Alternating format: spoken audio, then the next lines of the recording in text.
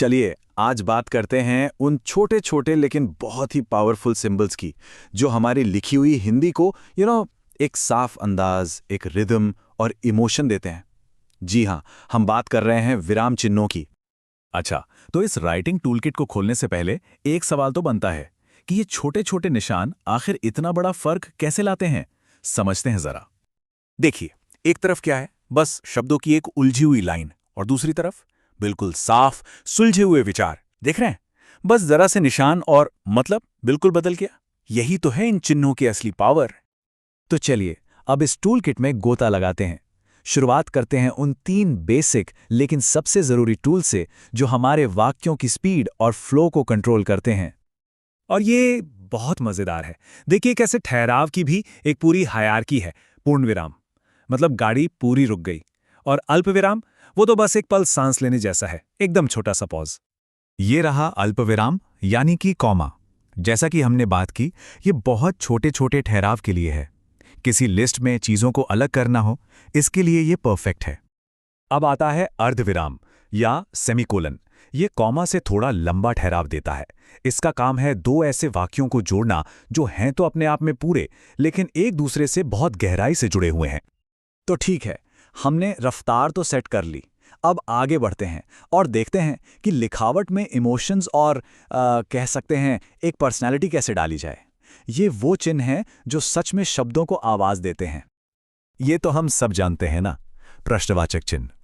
ये किसी भी सीधे साधे वाक्य को एक सवाल में बदल देता है। एक ऐसा सवाल जो जवाब चाहता है। बिल्कुल सीधा और साफ सवाल। और ये एक सवाल है, यह हमें सिर्फ उस क्वेश्चन मार्क की वजह से पता चलता है। और ये विस्मयादि बोधक चिन्ह, ये है हमारे इमोशंस का वॉल्यूम बढ़ाने वाला बटन। सरप्राइज हो, खुशी हो या हैरानी, ये सब बयां करता है। अब सोचिए, अगर यहां सिर्फ एक पूर्ण विराम होता तो क्या वो हैरानी वाली फीलिंग आ पाती? बिल्कुल नहीं। ये जो वाह वाली फीलिंग है ना, वो सिर्फ इसी चिन्ह से आती है। तो पेस हो गया, इमोशन हो गया। अब बारी है उन टूल की जो हमारे आइडियाज को एक स्ट्रक्चर देते हैं, जो उलझे हुए विचारों को जोड़ने और उन्हें साफ सुथरा दिखाने का काम करते हैं। ये 4 चिन्ह कह सकते हैं कि ये लिखावट के स्ट्रक्चरल इंजीनियर हैं। योजक चिन्ह यानी हाइफन सुख दुख जैसे जुड़े हुए शब्दों के लिए है। निर्देशक चिन्ह यानी कोलन किसी नाम या स्टेटमेंट को इंट्रोड्यूस करने के लिए। उद्धरण चिन्ह या कोटेशन मार्क्स किसी की कही बात को हूबहू बताने के लिए।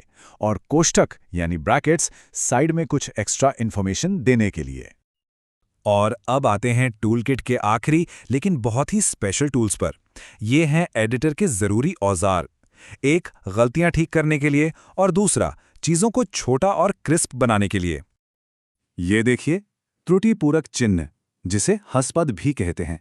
मान लीजिए लिखते लिखते कोई शब्द छूट गया, तो क्या पूरा वाक्य फिर से लिखेंगे? नहीं, बस ये निशान लगाइए और ऊपर शब्द लिख दीजिए। कितना बढ़िया तरीका है ना? यह चिन्ह ये पूरी तरह से एफिशिएंसी के बारे में है। संक्षेप सूचक चिन्ह। इसका काम है बड़े बड़े शब्दों को एक छोटे एब्रिविएटेड फॉर्म में लिखना। अक्सर हम इसे डॉक्टर, श्री, प्रोफेसर ऐसे टाइटल्स के लिए इस्तेमाल करते हुए देखते हैं। इससे लिखना तेज और आसान हो जाता है। तो ठहराव से लेकर प्रिसिजन तक हमने देखा कि कैसे ये सारे चिन्ह मिलकर एक कंप्लीट राइटर का टूलकिट बनाते हैं। एक ऐसा टूलकिट जो किसी भी लेखक को अपने मैसेज पर पूरा कंट्रोल देता है।